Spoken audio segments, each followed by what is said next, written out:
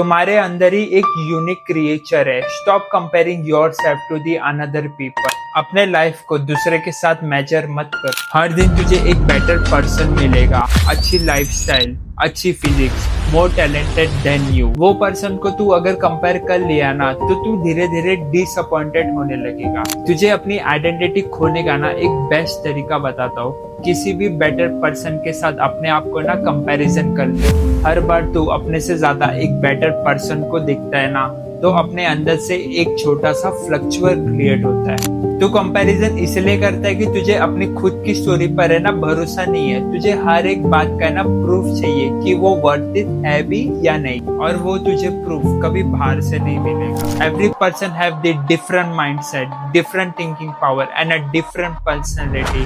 Create your own track and start running on it, वरना तुम हमेशा किसी और की ट्रॉफी के पीछे भागते रहोगे। The choice is yours.